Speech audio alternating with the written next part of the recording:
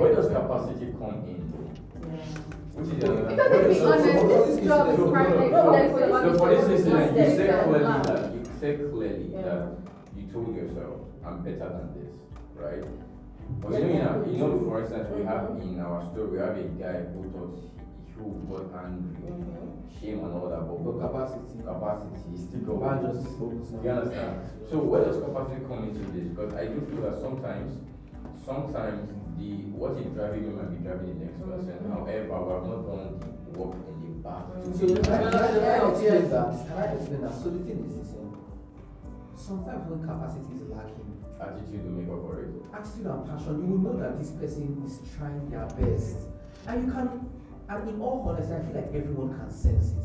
The reason why I told Fatima, you've seen situations where it feels like no matter what you say, the same energy you got to the same energy you get to. And that's like the saddest when you realize that I can't help this person. And I probably have to just say, yes.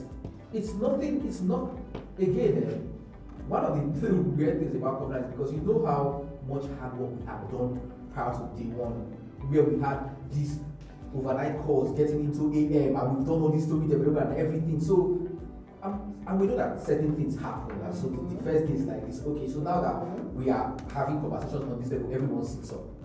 Imagine a situation where you are not self-aware enough to know that this is where the anger is coming from, or this is where the thing is coming from, or I should be better than this. If you cannot be self-aware enough to realize that, oh, even if I'm not better than this, I should be able to say, you know what, Fifi, what do you want from me? In order to show up and perform properly. Fatima, Steph or Donald, what can I do? I know that, okay, there's a certain frequency you are working on, give me something, let me think about it. And then when you give me the thing I'm thinking about, you can see me put some thoughts into that, and I'm like, okay, this is where I can come. Can you give me, is there anything you can? It's attitude. Yes, and but then again, my passion, why would I come to something that everyone is saying is highly collaborative, and I come and I don't want to collaborate? But that's what my spirit is saying. Like what we do, yes. When you an example of the story editing, how they ignore the 5 years of building the story muscle and what they just want to fly your way to do it. Like said about like talk for a work week and then move switch. Me that even if I know that like this is most useless, I'll still use there's a way you actually show that I'm here. I'm here for the work. You keep your like you're not doing any story work. They tell you, people will talk to you and be like, okay, this thing is not working. But you leave that. You can't talk it into a cabinet in your brain and you're still focused on let's see how to competing with this person. Again, and I think I don't know if it's what is shame about. or see like the point I was trying to make about that whole shame because even tonight I can't say if you want shame or self-awareness. Let's see what there was something that I wanted to ask based on what she said. Like, do you? I'm sure you have maybe seen a couple of people. I want the success of my contemporaries without putting in hard work. Like, how does that make you feel? So I don't think it's the right thing. I feel like it's a very human. That's part of the human condition where prices have to be paid to get some certain level of glory. And it's two things. One is some people see the work and they're like, you know what? I like that shiny object, but this work is too much work. Some other people are oblivious to the kind of work. And they come in and they say, I want that glory, finished product. And then we have an example of someone who came into the writer's room and then realized that the work was too much for them and had to step out. Right, because again, finish work on TV, right, and glory also this. But when you now got process is messy. So I want most times, but I don't want to go through. You understand? So you have it's a very human condition, and because I saw it also in corporate world, people want to see before the CEO and the CIO. They want to be called for lunch. But when it's the work you have to do to actually prepare for that meeting. Or you have to watch a multitude of videos so that in 3 lines you sold across multiple strata and that C-level executive you're sending value to that person. That would work. They're like,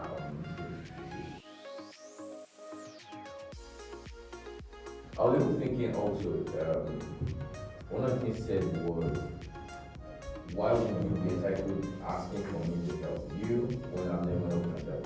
Which just means that everyone gets to strive for something, which is almost the final question I think we should answer.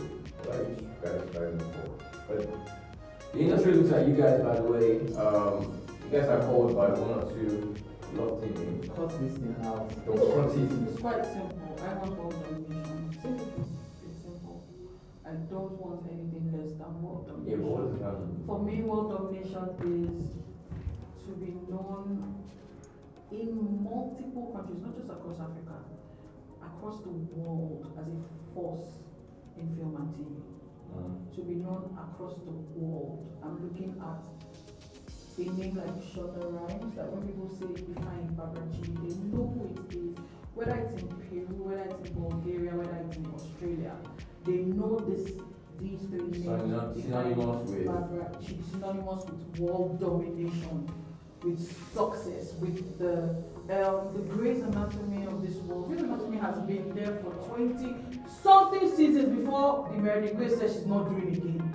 Like, I'm not here to play small, and I have my apologies for it. I'm not here to play small. When I entered this industry, I might not have. I think I knew from day one, because I always had this grandiose plans of how far I could take this. But with every step, you realize that, oh, okay, this is great, but I want a little more. So yes, world domination and everything like that. Should I say that? Something more I have to answer that. no, It's exactly the same thing. Like, there's nothing different like I can answer that. same. Same. But you get no passion, so this is what you want to do. Or going to do Mine is slightly different. Mine. Just not my face everywhere. Thank you. Yeah. So mine is slightly different. It's not my name I'm particular about. It's just a personal fulfillment for me that I'm a part of. Yes. You're also holistic and wholesome. Say what? This is so political.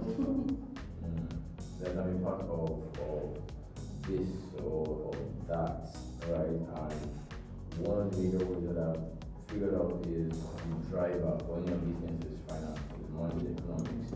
And so I'm driven by the economics of the business that we are in. Right? So storytelling, I have a passion for storytelling. Writing is not the major thing for me, right?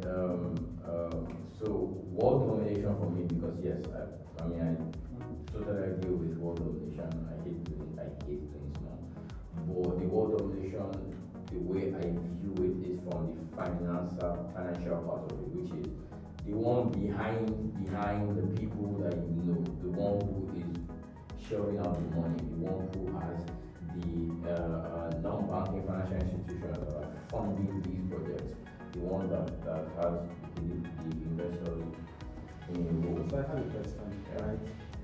What is the one thing you regret at the end of the journey? What's the one thing I would regret? Let's take it like this. This kind of shows still and I actually experienced this kind of phenomenon.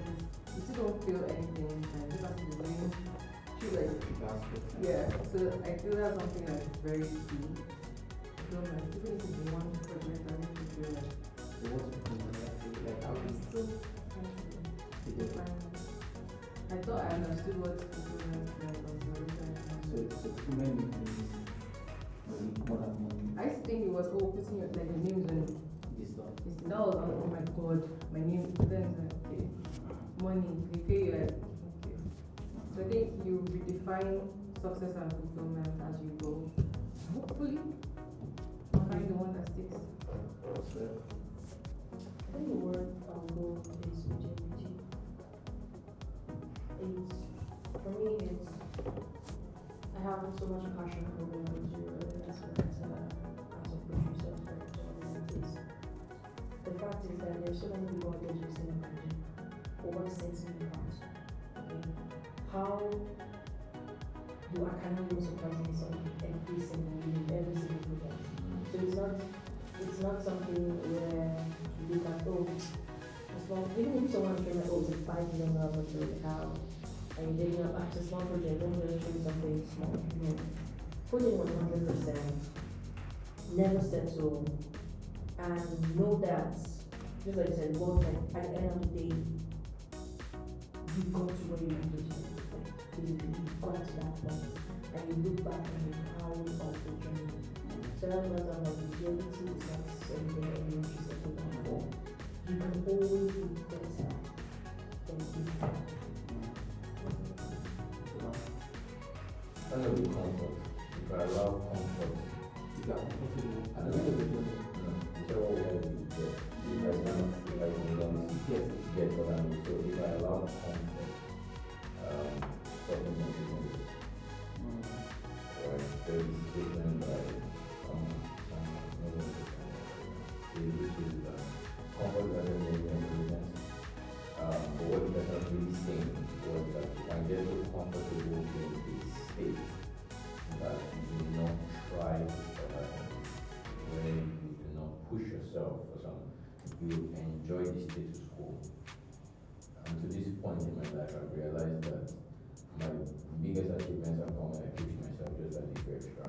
When I decided to take a road less taken through than when I decided to take a step that someone else has considered stupid or foolish, that did not follow tradition or norms or societal agreements and whatnot. And so the dreams that I have are huge. I've shared some with you. The dreams that I have are not kind of dreams that you don't share with every single person. They're very foolish. But where I am right now in my life is a good place. I have a lot of things that people will say you should be comfortable. And I realize that if at this point I have this kind of experience, with each step, with each rung of the ladder, I will always hit that comfortable bar. But I have what I'm running for, and if I don't achieve it, there will be a large possibility that it's because I chose to remain and settle as a result of comfort. Yeah, that will be the thing that I will do. I've been broken promises to myself. I feel like my journey is personal. I'm constantly trying to prove something to myself, and at the end of the day, I break my own promises to myself. Either I get distracted by money, or by fame, or by, status. It would be a thing I'll regret. Broken promises, because I owe this to myself. I think for me is getting to the end of the journey and realizing that all this was for nothing, which is like, because I tend to approach work from even like the world domination thing, right? Maybe I can add it like into I would like to concept because I'm very passionate about meeting people and opening doors for others, and even like the things we have talked about and all those kind of stuff. There is the platform part of it where I want to shine because I know that they are capable of a lot more than we are currently doing. So if I am dominating the world, it's so that I can have enough social capital to break down doors for other people who are really serious about it, who just want you to look at them, who just don't have access. But then imagine there is just this at the end of the day. I like to feel like there is a change that we are causing and it is worth something, and that you are, or that I, since I'm talking about myself, that I am maybe living a life or walking a journey that is showing other people how best can be done, or how you do things better, or at least they go in my way. Then, I think I would really regret if I get to the end of it and realize that everyone I thought I was really empowering, they were just vibing. I was just empowering people who were just carrying that stuff. So just, okay, and then you're not inspiring them to inspire others, you're inspiring them and it's not being there. It's not going beyond, really very, that would be like a tragedy of Margaret for me, or something like that. I think, Ed said, when you mentioned when you started writing and the issues you had with your father and all that. I think that's one thing that most creatives generally experience, the acceptance, especially when you're not following the traditional doctor, lawyer, everything, career, corporate thing. It's that there is, and this is an actual career that you can make money from, and a lot of money at that. Because you think that, oh, writers are not getting paid. No, writers don't get paid, they're wealthy. Some writers get wealthy. And the reason how you get to that position is essentially by putting yourself out there and doing that work, which know your worth, put yourself out there and have in the back of your mind that this is the picture I want for myself, and this is how I'm going to position myself out there to get it. Because once you can't create or leave off tiny 200, 300. It's not a lot.